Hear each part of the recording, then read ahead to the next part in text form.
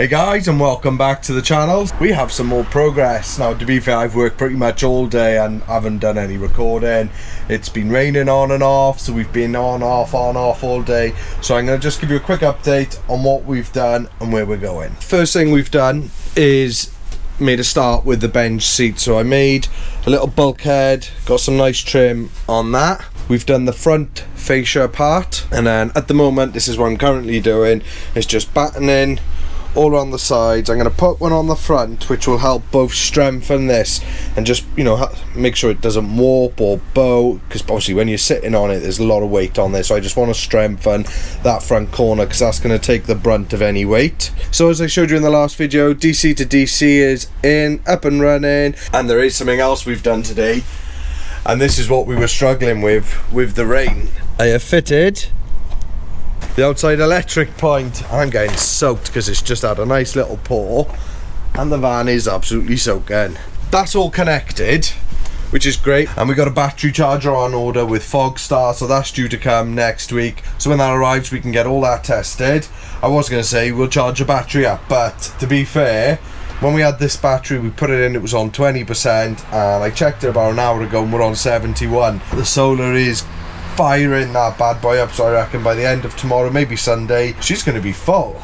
We're not going away this weekend, so we are going to do some more work on here tomorrow. I want to get this bench seat finished. So I said I'm going to put a piece across the front. I'm then going to do something across the middle, braced from that piece over to this piece. And then I got one of two things. I can either do the wall units up here and then the strip here and get the last bits of electric in there, or I need to go get some 12mm ply to do the inside of this shower, because I have finally ordered the shower tray and that's actually coming tomorrow, so that can get bedded in. We can get the hole cut out for outside the van. I've had a look underneath, so I know where all the there is a chassis, believe it or not, very close to the center. So what I've done is bought a tray where the waste hole is in the corner, so I can choose it to go in the left corner or the right corner. I think the right one works out a little bit better. Good morning guys, it's a fresh one this morning, 10 degrees, so yes, autumn is well and truly here. Right, yesterday I managed to get all the battens in around, as I said. I've done a back piece, and that's it for a couple of reasons. I think it looks nice just to hide all the cabling behind the electrics board, but I also use it as a hinge point, so the piece on the front then can flap up and that'll give nice easy access in there. So we've got quite a bit of space. I got some battery covers coming for the terminals, and then I may box that in just to try and create some more storage space. I also think the diesel eater's gonna go in there as well, because it's just nice and close to the fuel sender, which that'll come up in a future video. This morning, diesel eater is on. That is pumping out some lovely heat, keeping us nice and toasty. This morning's job is I'm going to do the wall unit above the bench seat. I've made a start on this. What I've done is I've got my rough height that I wanted.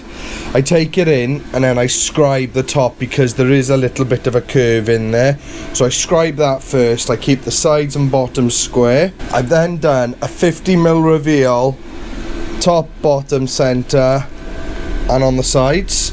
And then on the bottom, which is this side here, I've routed in a groove, and that's so I can put the knock-on edge and trim on there. If someone stands up, it is set quite far back, and when you get up you tend to go forward, but if someone did knock their head on it, at least it's going to be on a plastic trim and not a sharp wood corner. Because I've given myself a 50mm border, that then gives me my openings. This is 1200 wide, so what you do is it's 1200 minus 50 minus 50 minus 50. That gave me 1050, and because I'm splitting that over two doors, and that's 525, so I know that the openings widthways are 525. So to start with, I've used a track saw just to do the main straight cuts just up to the corners, and then I'll finish it off with a jigsaw, because that just ensures those lines are nice and clean and straight.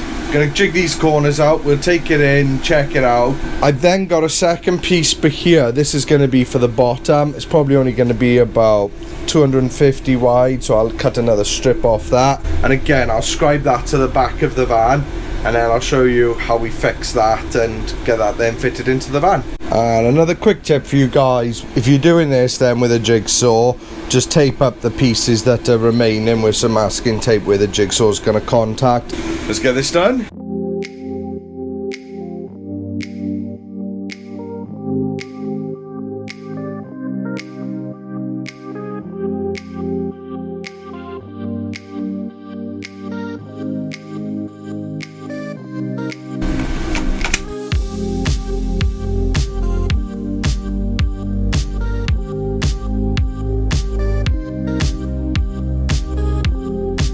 And this is what it looks like cut out.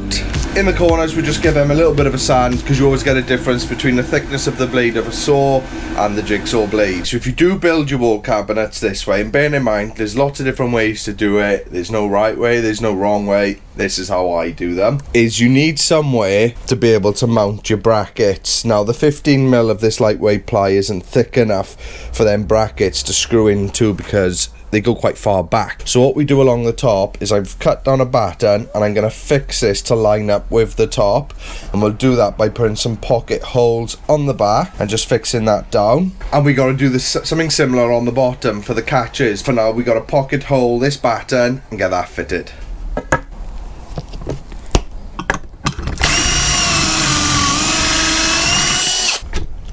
And that's what a pocket hole does. It punches from behind and just pierces the front, so that when I place this on here, I can put a screw straight through here and that will go directly into there. Good tip for you would be to put the screw through the hole first and then put it up against the piece you're going into to make sure you don't go all the way through and come out the other side. We want to stay within the wood.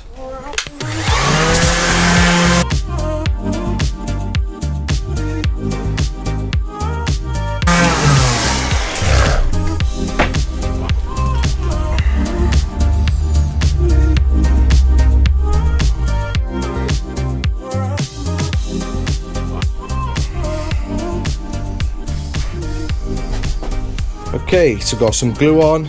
Now we can fix it to our top section, and I'll make sure the pocket holes are on the top side so that when you open the cupboard you won't be able to see the pocket holes on the inside.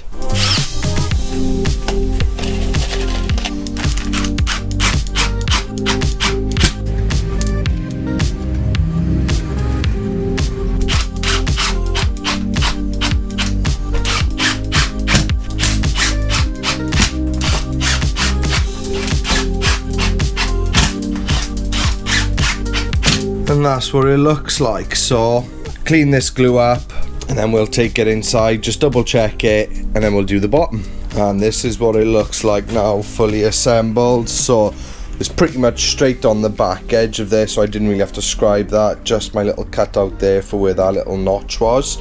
And then you'll see I got a lot of pocket holes all around. So the tube here going into the shower, all the rear I marked and I've lined them up to fall in with the vertical battens behind the tongue and groove, and then some on the front to actually fix this to the faceplate. So I can take this in now, and what I'll do is I'll square this edge up with the front of the shower because I know that's square, and I'll get all that fitted and show you when it's done.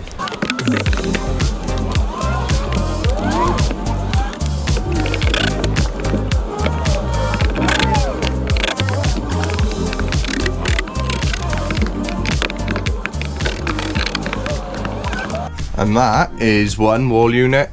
Still got a bit of work to do though. So next job is we've got to put an end panel on here. What we'll do is we'll have it come out by about 20mm on the front and on the bottom, and we'll also put quite a sharp curve in there. We're not going to leave it square for two reasons. One, it's sharp, but two, I'm going to use my knock-on trim, and when you do square, to try and get nice sort of square joints with knock-on edging is nigh on impossible. It can be done, it just never looks great. So if you curve it, it means you can just use the one piece that goes all the way around. And going back to what I said earlier, is we'll heat that corner up on the trim, not the actual wall cabinet, just to make it a bit more pliable for us to get it around that corner. When that's done, I've still got to do the little pieces in the middle here, which will receive the catch, but I'm said they're going to use a section of lightweight ply for that, and then it'll just be doors, hinges, catches and latches. So I'm going to do this end panel now. I'm not doing the doors today because I can't do the other wall units. I've still got to do the end panel on this side, which I can't do until the interior one is done and all the showers in. Then I can do that. Then I can do the wall units up here. And then I got the wall units above the kitchen, but they're coming to around here. And I'm in no rush to do that one either, because I don't want to obstruct my getting in and out. You know, I've still got some big panels to do. So I think I'll get the end panel on this one. And then we're going to start cladding the inside of this in the 12mm ply. And then I can run some cables, run some pipes. Once those are in situ, I think the next job then would be to get the shower and the lining, which I still haven't bought, and get that lined up. The shower tray's arrived. That arrived this morning, so I've got a 700 by 700 with one in the corner, so I can choose for it to go either in the left or the right. There is a chassis member almost centre around here, so if the shower's on the right, I'm thinking to put the waste on the right, because that's where most of the water is going to hit you, is going to fall down, so I want it as close to where the fall's going to be. But we'll worry about that later. Right, let's get this end panel done. To do the end panel, I'm going to get a board that's quite a bit oversized. I'm going to offer it up, and then we'll do some rough marks to scribe both the ceiling and the back. Very similar to what we did when we did the shower one, and we'll get a rough cut, get as close as we can, then we'll scribe it in properly, and then we'll mark where the front edge and bottom edge is. Take that line, add the extra 20mm on that we want, cut that, put our curve in, so let's get that done. Right, okay, so I've got my scribe. It was too difficult and tight a space for me to be able to hold this piece, hold a pencil to scribe and a camera to show you, so I'll show you here how I do it in a bit more detail. I cut a rough cut to what it looks like, so I can get it as close as I can, and I actually got it so close I didn't need to use the scribing tool. Here I could use my pencil, and what you do is, say this was the wall, I will put my pencil flat against the wall and rub down the wall, marking up against this board when it's on its side. Did that on the back, did that on the top, cut it, worked first time. Now what I've done is I've marked where the front of the cabinet is and the bottom of the cabinet is. I'm going to add that 20mm, draw my lines, cut those, and then we'll put the curve in and edge it. And that is the board finished. So again, we got some pocket holes to take it to the ceiling, 2 on the back for the rear, and then on the wall cabinet there's already 2 in the base and 2 in the fascia, so we can get this fitted now. Let's get him in. And that's one of the wall units done. End panel looks quite nice. Nice little curve, set the heat gun on that. Not too close because you'll obviously melt it. Just enough just to get it warm. Put your hand behind it so you don't go too hot. And that's lovely. I've just done the hole for the shower. I put the tray in, marked up, measured outside, made sure and I was just missing 2 chassis members, believe it or not. That took me the best part of an hour. It was a brand new hole saw, which is now destroyed by the way. But we're finally through it. That was hard work. There's got to be an easier way. But anyway, it's cut. I've treated it. When that's dry, I'll get some silicone just in the edges just to seal that all up. I've run a cable up here. It's going to do the lights and the bits, the electrics in the board here. And I'm actually running out of things I can really get on with. I thought I had some 12mm ply, and fact is I haven't. So I need to go get some ply. I need some 6mm ply for the doors. I need some 12mm ply for the inside of the shower. I think what I might do is I might do this outer board here, so at least it's done and it's ready to go. Again, I need 6mm ply to ply these, get them painted or carpeted. And speaking of which, I've run out of anthracite carpet as well, so I need to order that. So I've run out of everything really. Good morning, Sunday today, so I thought I'd give you guys a quick update, show you some bits of what's going on, and I'll probably try and get this video out tonight. First thing I did, as I said, was get this panel done. It's not fixed, I can still pull it out because I got to get the front fixed first. I've got my sockets ready, so that's all done. The electrics are through, that's all ready to go. Even remembered the hole in the corner to bring my water pipes in. The other thing I did was I wanted to get this control panel section done up here. I actually did it 3 different times because I just didn't like it. So the first one I did was, I've still got it, but here was this section here, and the idea was it was going to sort of go in like that because I thought it looked quite neat. I've edged it, and then I was going to use another one on the back. What I didn't like was the big gap on the back, and I thought that's intruding in the where the cushions are going to be too much, so we scrapped that one I then did this one. So this is out of 6mm ply because I thought it can bend with it, and again it was sticking out too much, so what I ended up doing was taking all that section out. I did this, and again did it in anthracite carpet and put it in, and I didn't like it, so I redid it in the beige, and I think it just flows nicer with the wood. So that's the third time, but third time lucky. But because of where the gap is now at the back, these will now go behind. I'm not pushing it in, it's because of the cable up here, but that goes now nice and flat onto here. I'm gonna get some of those nice sort of finishing screws you can put on top with the cap, so it's removable. I've still got the diesel heater control to put on it, but it's nice and flush then with the tongue and groove. Just thought that was a lot nicer. And then this morning, that's what I finished off on yesterday, and then this morning I've been looking at the kitchen, so I thought I can build it. I haven't necessarily got to put it in. First thing I needed to do was to come up with the plans. So what I'm planning on doing is it's 1345 wide by 880 high.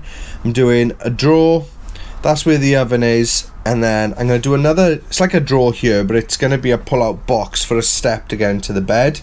A 200 cupboard and a 500 sink cupboard. I pulled the oven out to measure the dimensions for it, and the glass door and that's smashed, so I'm gonna have to get a replacement for that one, but I've got all my measurements, so everything I need is there. So first thing I've done is just cut this out, so it's now 1345 wide by 880 high. So in pencil now I'll just get everything marked up, because I'm gonna have frames going all around, because it just helps strengthen it. I like building these, so like on the wall units you've got a frontal and then do your internal work on it afterwards. I just think from the front just looks nicer when it's all in one piece. Again, no right way or wrong way of doing it, it's just how I like to do it. Not doing lots of work today, I was just potching, so hope you guys enjoyed this video.